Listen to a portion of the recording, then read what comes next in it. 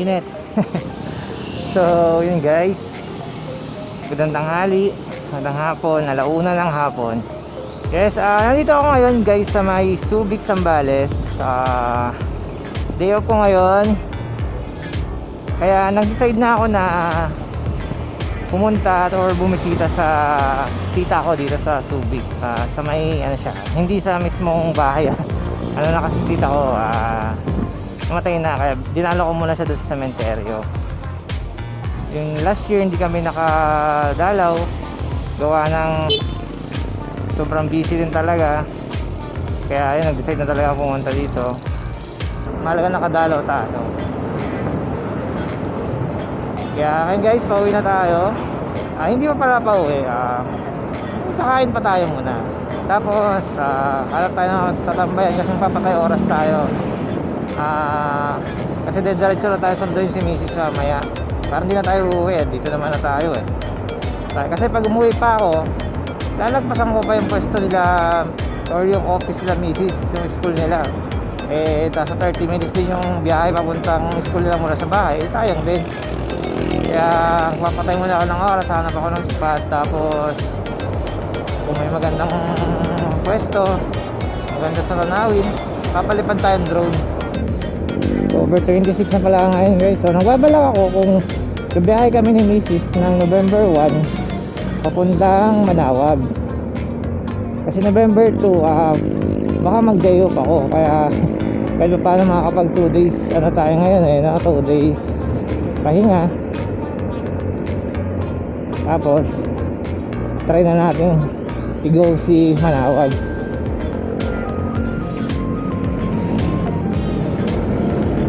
Pa binubumba ni kuya, iwanan ko na nga dyan. Iwan.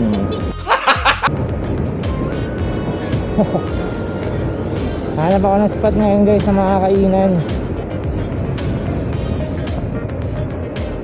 Gusto ko yung malilim na malilim. Kanina huminta ako sa may San Marcelino para magbuko, kaso parang walang effect. Dahil alam mo, malamig na yung buko. Tapos sobrang init ng panahon, parang hindi ka na-refresh.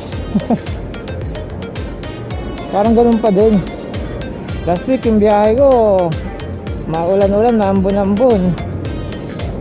Pero ngayon, kabaligtaran na. Solid talaga yung biyahe ko last week. Hindi ko pa nga na-edit, hindi ko pa na-upload. Yung pumunta ako ng Mapanepulit doon sa may Santa Barbara Church. Talagang ang lapit ko doon sa Santa Barbara Church guys. Ito yung simbahan na lumubog nung pumutok yung Vulcan Pinatubo. Guys, ang arc ko ng Subic, itong arc na to guys is sa mga major checkpoint ng mga Philippine loopers sa Luzon leg nila. Either dito or doon sa kabila bago ka aabot ng Olongapo. Kapag clockwise yung ikot mo sa Luzon, kapag Philippine loop ka, doon ka sa kabila, kailangan pa picture. Doon yung simula. Pero pwede naman dyan, di naman sa bawal. Kasi yung una madadaanan doon sa kabila. Pero pag counterclockwise, doon sa dinaanan natin, doon sila nagpapicture. Grabe no, may McDo na dito na ganun kabilis. Parang nadadaan ako dito dati, parang wala pa yan. Hindi ka lumilingan kuya.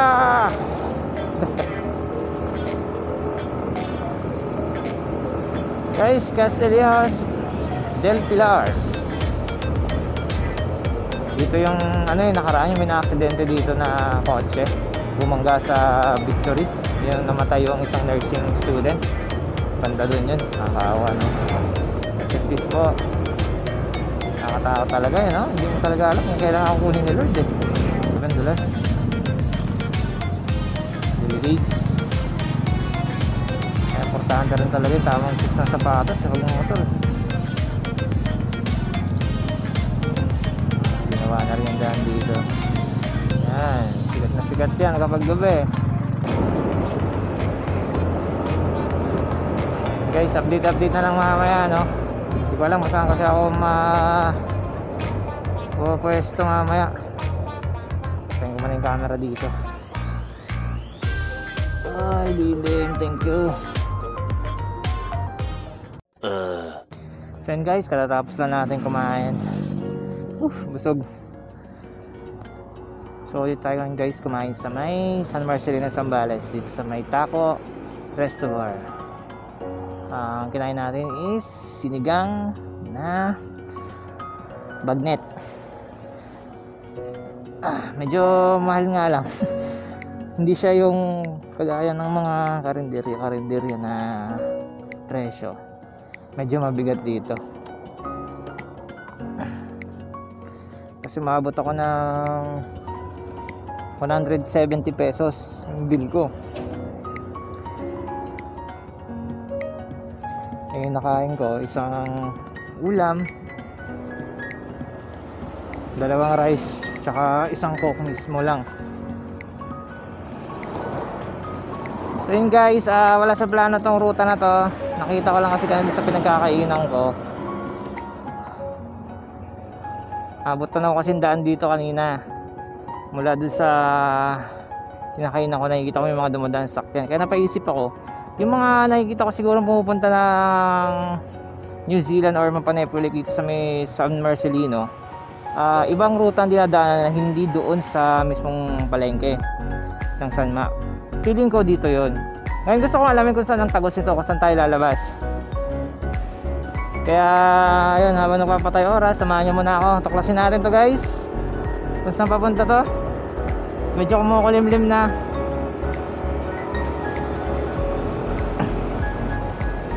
Ganda dito, grabe. Jeez. Yung kinainan ko pala kanina katabi ng Kopi Kubo San Marcelino yun guys. Kaya kung gusto nyo kumain doon, try nyo na lang. Madali lang hanapin. Oh, grabe ang ganda dito. Ganda, no? Straight lang, tsaka ang daming puno. Hindi ko lang alam kung anong barangay to.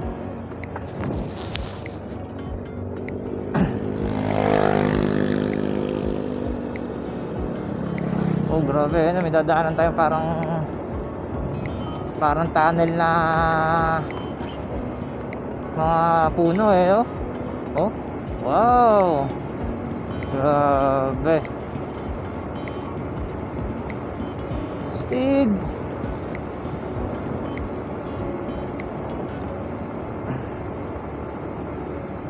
Ganda. Ito na. Nagsanga na. Diretso pa rin tayo.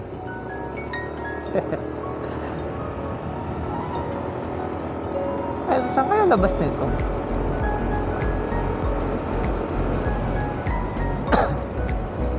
Opya. Medyo rough road na. Oh, kaya ako. Tambay dito. Stig.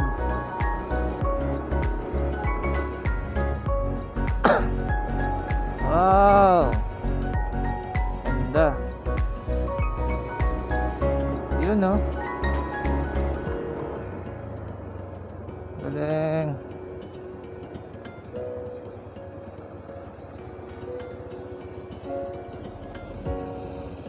Uy. Tikan na naman ako dun, ah. Galing. Sarap maligo dito. Medyo may kalat nga lang dito pero ano, sure ball malinis yan.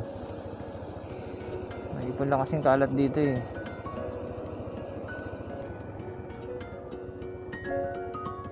Tay, saan po yung labas nito?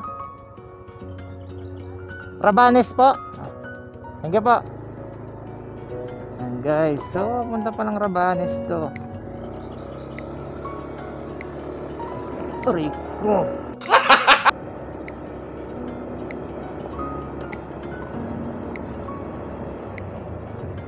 Medyo nakakatakot na nga lang dito pag gabi. Kasi wala akong nakikita mga street light yan. Wow.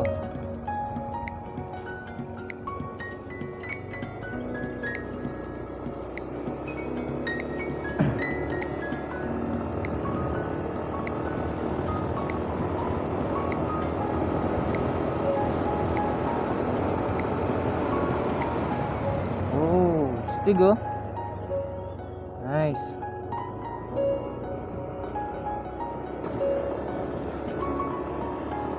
Good. Nakakasalubong tayong tricycle guys.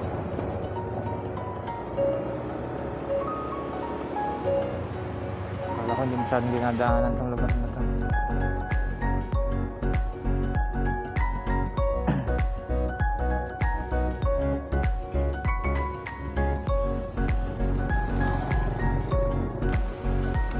Nagsanga na naman. Dito na kayang daan. Ay nako.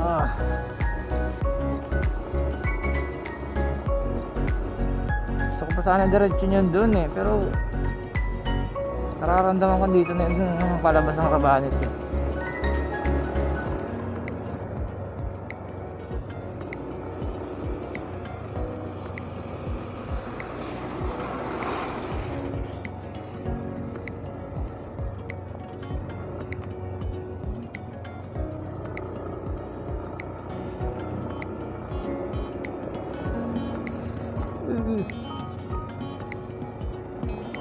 Marami mga daan dito.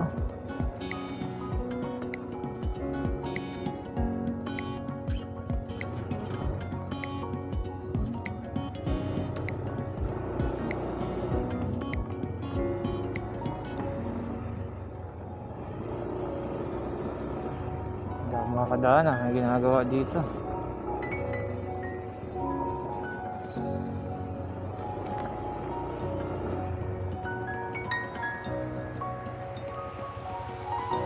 Okay. Dito na pala, Rabanes na nga guys.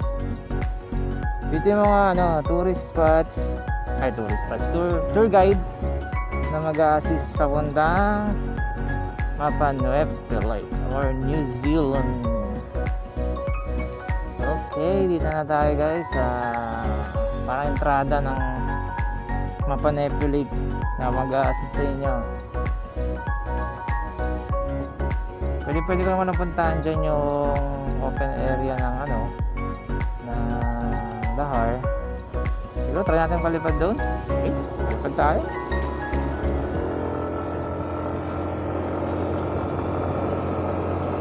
Bahala na.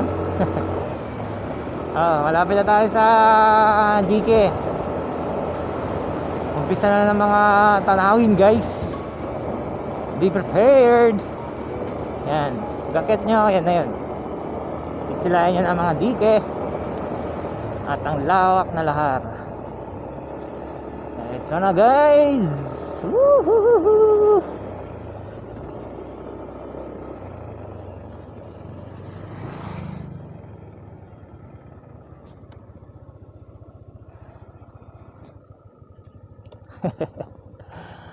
Grabe.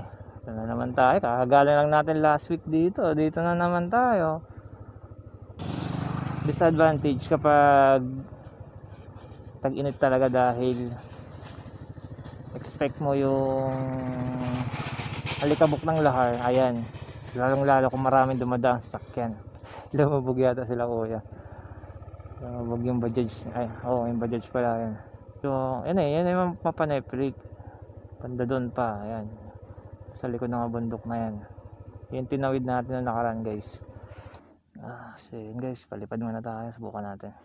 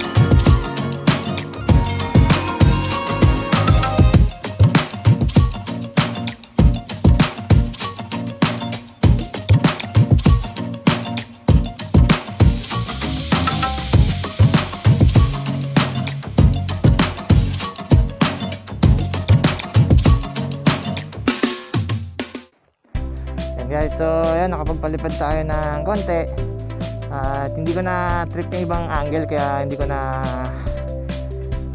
pinalipad ng mas matagal pa. Pero at least kahit nakakuha tayo ng mga shots. Iba pa rin talaga kasi pag doon yung mga kuhanan mo doon sa malalapit sa bundok. Dito puro ano lang puro puti lang talaga makikita mo, pero okay naman, at least may view pa din.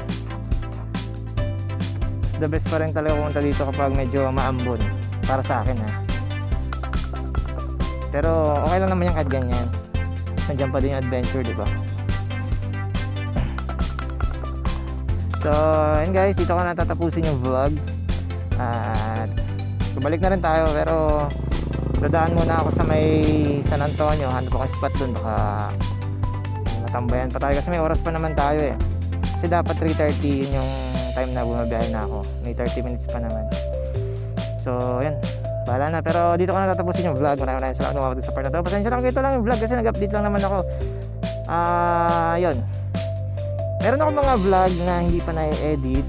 More on ano lang kasi ako ngayon, puro chill ride lang muna. Pero may kasama vlog din, pero hindi ko pa in-edit. Kaya, yan. Ingat kayo palagi Stay safe, ride safe, and peace out.